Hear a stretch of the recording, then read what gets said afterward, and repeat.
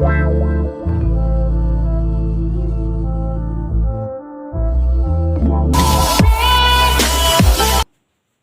मैं आपको इससे पहले 2 क्लास बता चुके हैं, तो अगर आप वो वीडियो नहीं देखे हैं तो उसको जाकर अवश्य देखें ताकि आपको समझ में सही से आएंगे। और प्राकृतिक संख्या तक क्लास वीडियो में ख़त्म कर चुके हैं, तो एक साथ सभी नंबर को देख लेते हैं।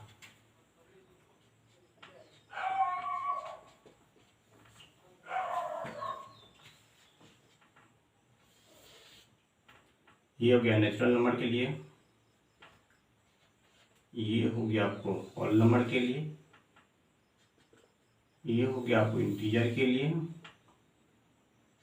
ये हो गया आपको रेशनल नंबर के लिए, और ये हो गया आपको रियल नंबर के लिए। चलिए आप समझते हैं इसको। नेचुरल नंबर जो है यहाँ पे वो क्या है सभी को बताते हैं। जैसे प्राकृतिक संख्या बताए थे, डिनोट क्या है, जो n से डिनोट करते हैं। जैसे पूर्ण संख्या W डिनोट करते हैं। जैसे हो गया पूर्णांक संख्या,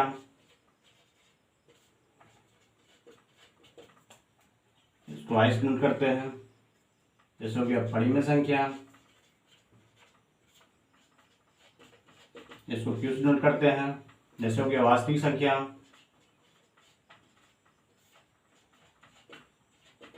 इसको R से डिनोट करते हैं। आप समझते हैं। जैसे प्रत्येक प्राकृतिक संख्या को एक पूर्ण संख्या कह सकते हैं। प्रत्येक प्राकृतिक संख्या को पूर्ण संख्या कह सकते हैं। प्रत्येक प्राकृतिक संख्या की पूर्णांक संख्या कह सकते हैं। प्रत्येक प्राकृतिक संख्या की परिमेय संख्या कह सकते हैं। प्रत्येक प्राकृतिक संख्या की वास्तविक संख्या कह सकते हैं। इधर से जब भी आइएगा तो ये यस होगा, यानी नेचुरल नंबर से जब रियल नंबर की ओर जाएंगे तो प्रत्येक पूर्ण संख्या के पूर्णांक संख्या कह सकते हैं। प्रत्येक पूर्ण संख्या की परिमेय संख्या कह सकते हैं। प्रत्येक पूर्ण संख्या की वास्तविक संख्या कह सकते हैं।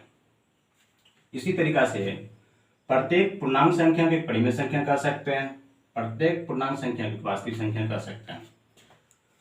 और फिर आगे प्रत्येक परिमेय संख्या की वास्तविक संख्या कह सकते हैं। लेकिन जब आप रियल नंबर से नेचुरल नंबर की ओर जाइएगा, यानी कि वास्तविक संख्या से प्राकृतिक संख्या की ओर जाएंगे, तब क्या होगा, तो ये होगा नो। जैसे प्रत्येक वास्तविक संख्या को एक परिमेय संख्या नहीं कह सकते हैं, क्योंकि अपरिमेय संख्या भी उसमें आता है वास्तविक संख्या में। प्रत्येक परिमेय ये वास्तविक संख्या को एक पूर्णांक संख्या नहीं कह सकते हैं, क्योंकि उसमें भिन्न संख्या भी आते हैं। प्रत्येक वास्तविक संख्या को एक पूर्ण संख्या नहीं कह सकते हैं, क्योंकि उसमें निगेटिव नंबर भी आते हैं। इसमें वास्तविक संख्या में प्रत्येक वास्तविक संख्या को नेचुरल नंबर नहीं कह सकते हैं, क्योंकि इसमें निगेटिव नंबर भी आते हैं, जीरो भी आते हैं, इसीलिए इसको एक नेचुरल नंबर नहीं कह सकते हैं। और इसके एग्जाम्पल के माध्यम से भी देख लेते हैं।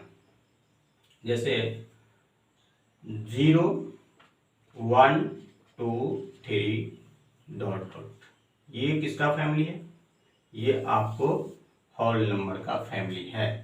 तो इसमें देखिए यहाँ से ये नेचुरल नंबर इंक्लूड हो चुका है, यानी कि शामिल है। इसीलिए प्रत्येक प्राकृतिक संख्या को एक होल नंबर कह सकते हैं।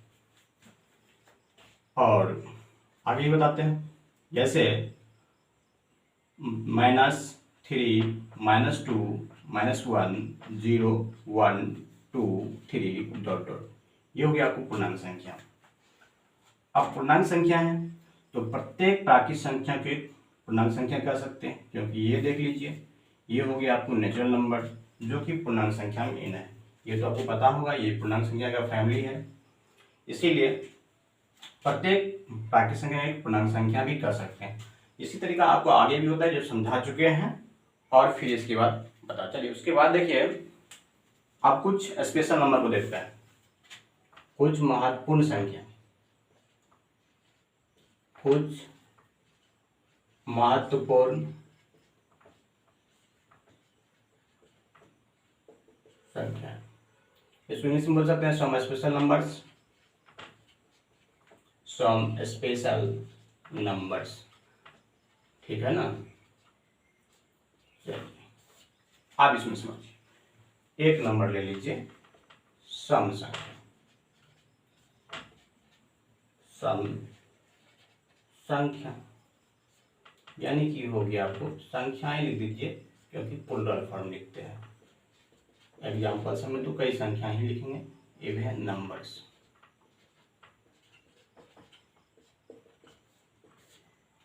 इवन नंबर्स को कहना है, ये समझ लीजिए अपने डेफिनेशन के माध्यम से, वैसी संख्याएं जो 2 से पूर्णतः विभाजित हो, तो इस प्रकार की संख्या को हम सम संख्या कहते हैं।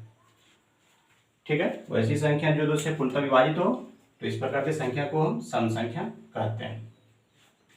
और या आप ये भी कह सकते हैं जिसका इकाई अंक क्या होता है, इकाई अंक, जिस संख्या का इकाई अंक 0 या 2 या 4 या 6 या फिर आपको 8 हो, ये 5 में से अगर कोई भी है इकाई के अंक पे, तो आपको वो संख्या होगा एक सम संख्या। एग्जाम्पल देख लेते हैं। जैसे हो गया ये 10, एक सम संख्या, इकाई अंक 0 है। जैसे हो गया ये आपको 2, यानी कि 1232 बोल दीजिए या फिर 1232 बोलिए, एक सम संख्या। कितना भी बड़ा नंबर होगा, इससे नहीं कुछ हम लोगों को दिक्कत होगा, लेकिन इकाई अंक इसमें से मिलना चाहिए। जैसे ये एक सम संख्या हो जाएगा,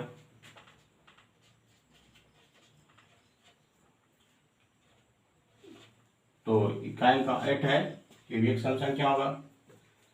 तो अगर पूछेंगे जो धनात्मक संख्या में सबसे छोटी सम संख्या क्या है, तो आपको एक बात ध्यान रखना है, जो 2 होता है सबसे छोटी क्या कहते हैं, धनात्मक सम संख्या। और अगर क्या कहते हैं 0 की बात करेंगे तो 0 तो सम संख्या है ही, लेकिन वो धनात्मक पूर्णांक नहीं होता, सॉरी ये क्या कहते हैं पूर्णांक संख्या तो है ही, वो न तो ऋणात्मक होता है न ही धनात्मक होता है, लेकिन 0 भी एक सम संख्या होता है। अब ये 2 जो है एक सम संख्या है, जो एक अभाज्य संख्या भी है। तो ये एक अपवाद है, केवल 2 ही एक ऐसा सम संख्या है जो आपको अभाज्य भी है, केवल अभाज्य भी है। कौन? ये 2। बाद बाकी जितना भी सम संख्या का फैमिली मेंबर्स होता है, वो सभी के सभी आपको भाज्य संख्या होता है। ओनली फॉर 2 ही एक ऐसा सम संख्या है जो अभाज्य होता है। उसके बाद 2 नंबर विषम संख्या, विषम संख्या है, जिसको इंग्लिश में बोलते हैं ऑड नंबर्स। ऑड नंबर्स, तो इसका डिफिनेशन होता है, सुन लीजिए। ऐसी संख्याएं जो 2 से पूर्णतः विभाजित नहीं हो, तो इस प्रकार की संख्या को हम विषम संख्या कहते हैं। अब जैसे विषम संख्या के लिए भी इकाई अंक का कंडीशन भी आप बता सकते हैं। जैसे इकाई अंक का कंडीशन इसके लिए होता है, इकाई अंक का कंडीशन है, इकाई अंक पर अगर किसी संख्या का 1 है या फिर 3 है या फिर 5 है या फिर 7 है या आपको 9 दिखने को मिल जाता है, 9, यानी कि 5 में से एक कोई नंबर, तो वह आपको एक विषम संख्या होगी। एग्जाम्पल से देख लेते हैं। एक तो विषम संख्या हो ही गया, जैसे आप ले लीजिए 23 यानी कि 23 एक विषम संख्या हो गया। कोई भी बड़ा से बड़ा नंबर लिखेंगे, लेकिन इकाई अंक इससे अगर मेच खा गया तो एक विषम संख्या होगा। इस बातों को ध्यान रखेंगे, ये आपको एक विषम संख्या होगा। ऐसे ही बहुत सारे विषम संख्या होता है, ठीक है। चलिए, उसके बाद आपको जानना है विषम संख्या के बाद रूट संख्या के बारे में। रूट संख्या क्या होता है? रूट संख्या, रूट या अभाज्य। रूट संख्या का ही दूसरा नाम है अभाज्य संख्या, ठीक है। इसको इंग्लिश में जानते हैं प्राइम नंबर्स होता है, ऐसे लिख देते हैं इसका भी, प्राइम नंबर्स, प्राइम नंबर्स, ठीक है, प्राइम नंबर्स। तो ये क्या होता है, प्राइम नंबर्स ऐसी संख्या है जिसको केवल दो अपवर्तक हो, यानी कि जो केवल दो ही आपको टेबल में आएगा, दो पहाड़ा पढ़ेंगे, दो के ही पहाड़ा में आ सकते हैं ओनली दो, मतलब दो नंबर के पहाड़ा। जैसे आप समझ लीजिए 2 एक आपका अभाज्य संख्या है, क्यों है, क्योंकि इसको मात्र जो है दो ही अपवर्तक है। दो का अपवर्तक क्या सब है, अपवर्तक 1 और 2, यानी कि ये एक के ही पहाड़ा में आ सकते हैं या फिर दो के पहाड़ा में आएंगे, यानी कि इसको मात्र दो ही अपवर्तक है, इसलिए दो कौन संख्या होगा, एक अभाज्य संख्या। ठीक है, अगर 3 का बात करेंगे तो ये भी एक अभाज्य संख्या है। 3 का अपवर्तक जैसा होता है 3 का अपवर्तक 1 और 3, तो ये भी एक अभाज्य संख्या हो गया। और एक चीज और जान लीजिए, अभाज्य संख्या के बाद आगे देखते हैं 4 नंबर में यौगिक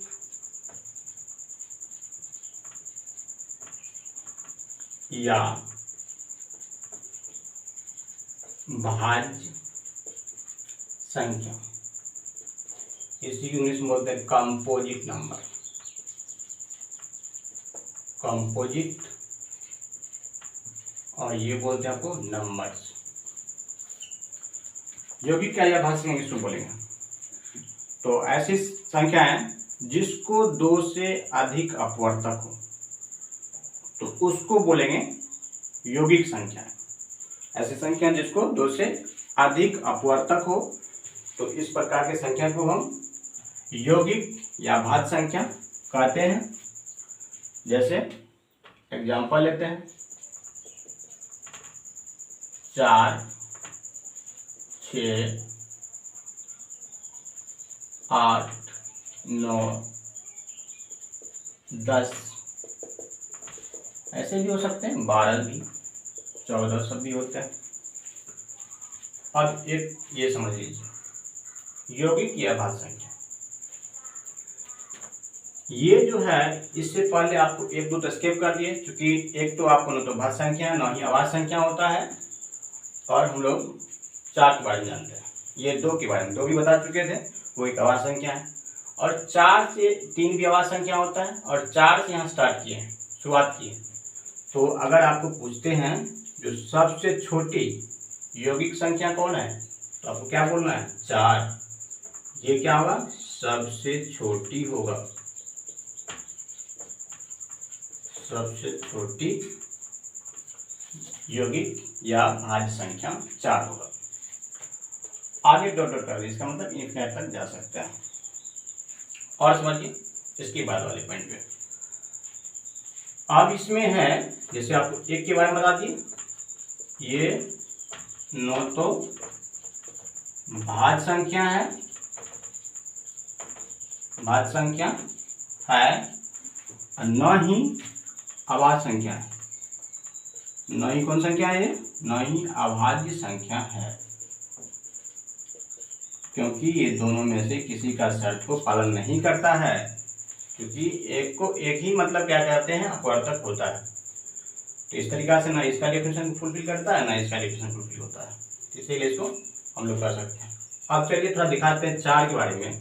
4 का अपवर्तक कितना है, 4 का अपवर्तक, तो 4 का अपवर्तक अगर लिखिएगा कि एक होगा, ये क्या कहते हैं, सॉरी 4 होंगे, सॉरी 4 तो सबसे बड़ा अपवर्तक होगा, पहले एक जान लीजिए, 1 होगा, 2 होगा और 4 होगा। तो सबसे छोटा अपवर्तक 1 हुआ, बड़ा अपवर्तक 4।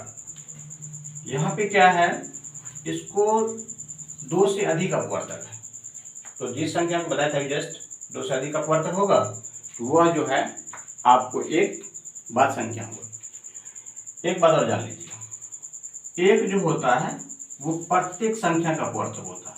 ये एक जो है वो प्रत्येक संख्या, कोई भी संख्या होगा, प्रत्येक संख्या का अपवर्तक होता है कौन, एक। कोई भी जब नंबर लिखेगा तो जैसे मान लीजिए 6 ही लिखेंगे तो 6 में देखिए 1 के टेबल में आता है, 2 में आता है, 3 में आता है और 6 में आता है, यानी कि 1 जो है सभी में आएंगे, यानी 1 प्रत्येक संख्या का अपवर्तक होता है। और एक बात और जान लीजिए, कोई भी संख्या का सबसे बड़ा अपवर्तक वो खुद संख्या होता है। जैसे देखिए 4 का अपवर्तक लिखे हैं और सबसे बड़ा अपवर्तक क्या है इसका, 4 ही है। तो ये बात जान लीजिए, जिस नंबर का क्या कहते हैं अपवर्तक लिखते हैं वो अपने का सबसे बड़ा अपवर्तक है। जैसे 4 खुद का सबसे बड़ा अपवर्तक है, ठीक है। जैसे 6 का सबसे बड़ा अपवर्तक 6 है, मतलब कोई भी नंबर खुद जो होता है अपने स्वयं वो सबसे अपने आप को अपनी संख्या का सबसे बड़ा अपवर्तक होता है अपने मान का। इसके बाद अब जो हम आगे वाले क्लास में और लेकर के आएंगे, कुछ और संख्या बच गया है इसमें। और अगर आपको ये मतलब जो है वीडियो अच्छा लगता है और समझ में हमारे वीडियो आते हैं तो ज़रूर जो है सब्सक्राइब करें, लाइक करें और शेयर करें। और हम भी आप लोग की तरह ही एक इंसान है, तो कहीं गलती उल्टी होते हैं उनके लिए आप क्षमा प्रार्थी हैं, माफ़ी मांगते हैं। और उसको आप जो है सुधारने के लिए उनको थोड़ा सा सलाह दे सकते हैं कमेंट में, और उनको सुधारने का प्रयास करेंगे। तब तक के लिए धन्यवाद। जय हिंद।